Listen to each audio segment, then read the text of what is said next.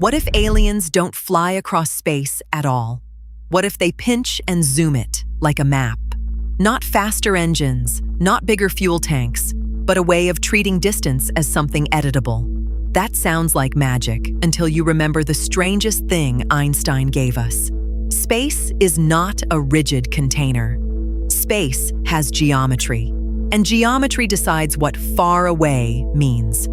A rocket grinds from A to B through every mile, but a civilization that could alter the geometry might ask a more dangerous question. Why cross the distance if you can change the distance? Imagine living on a sheet of paper. To reach a dot on the other side, you crawl along the surface. Now someone outside your flat world bends the paper until the two dots nearly touch. You did not become faster. The world changed shape. That is the intuition behind almost every serious-sounding shortcut through space-time. The traveler does not necessarily outrun light locally. Instead, the route, the scale, or the connection between places changes. But here is where it gets interesting. In real physics, this is not just an analogy. It has a mathematical name. In general relativity, gravity is not treated as an invisible force pulling on objects in the old way. It is geometry. Matter and energy shape space-time, and objects follow the paths that geometry allows. The metric is the rulebook for measurement. How clocks tick, how rulers behave, and how intervals between events are counted. Change the metric, and you have changed what the universe means by near and far. So the wild question becomes technical. Could advanced life engineer a metric the way we engineer machines?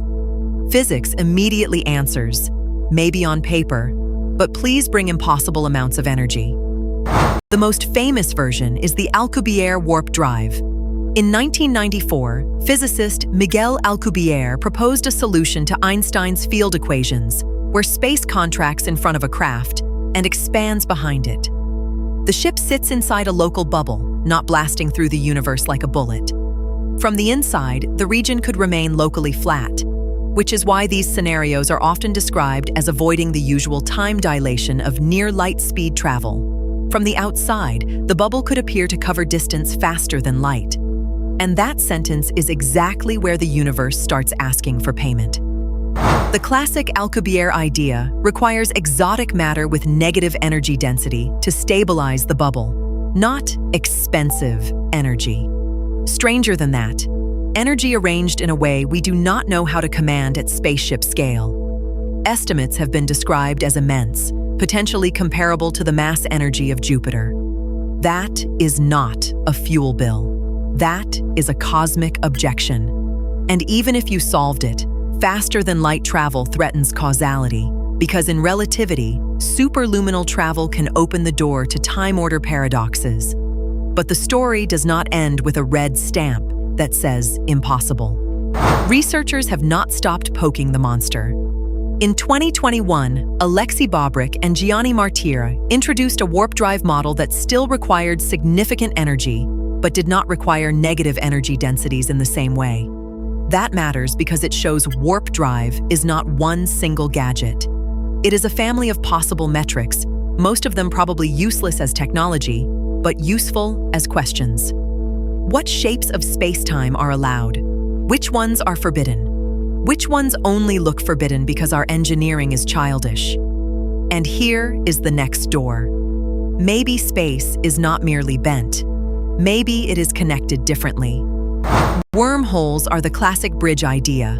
Often called Einstein-Rosen bridges, they are hypothetical tunnels connecting distant points in space-time. Instead of crossing the distance, you take a route where two remote regions are already neighbors in a deeper geometry. General relativity can accommodate wormhole-like solutions, but that does not mean nature builds traversable ones for free. The known problem is brutal.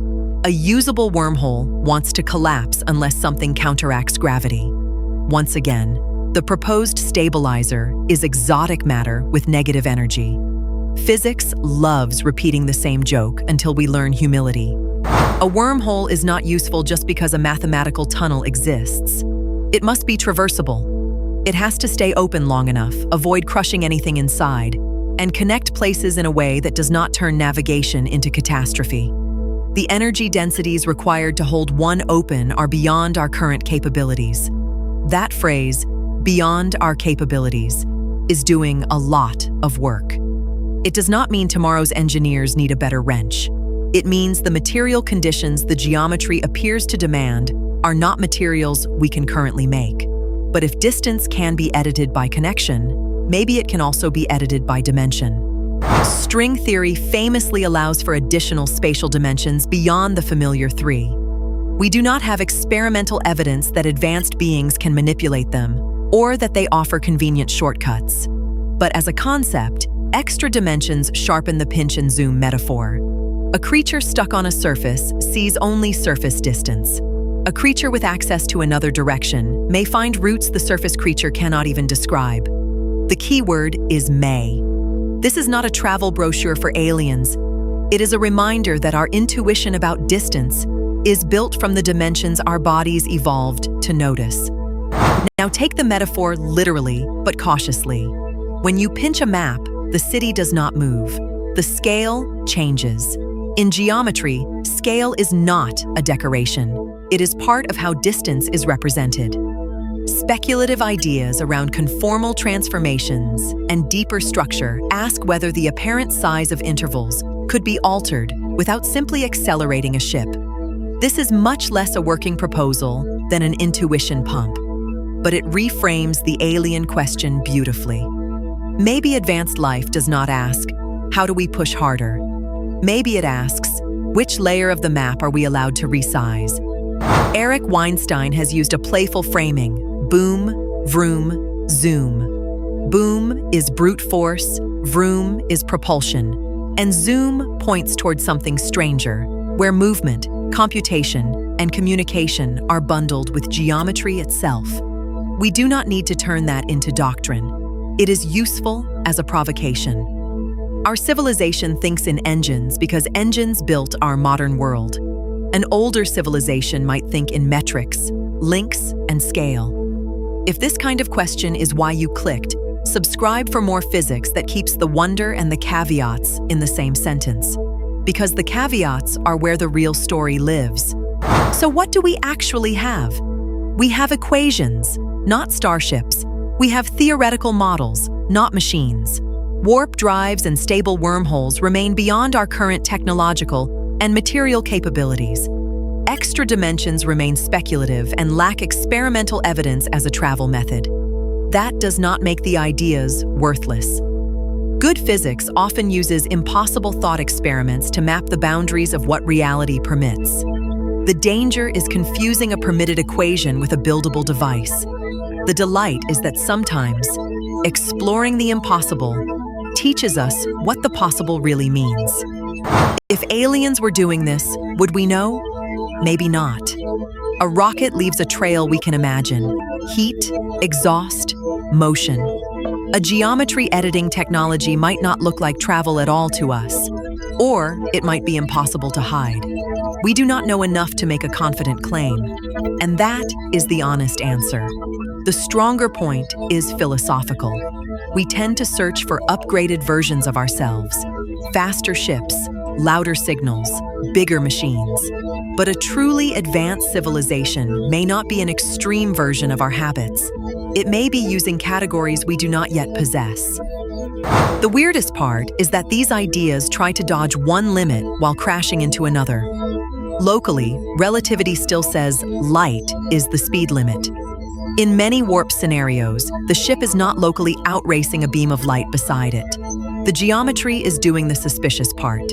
But globally, if you can arrange apparent faster-than-light travel, you risk causality trouble. You might create routes where cause and effect no longer behave in the order we rely on.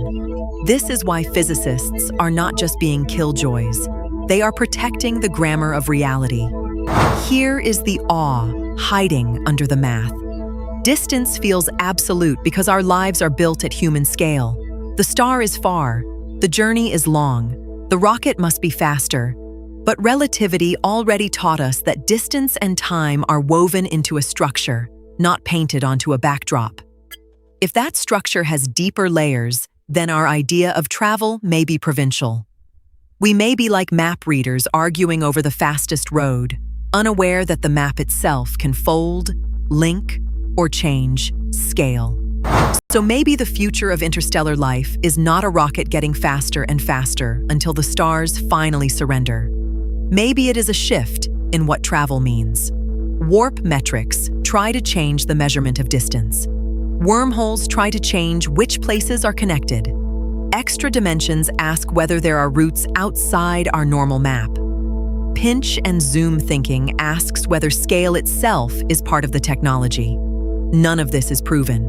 All of it is humbling. The real question may not be, how do we build a faster rocket? It may be, what layer of space are we stuck looking at? And if space can be edited, the next terrifying question is whether time can be edited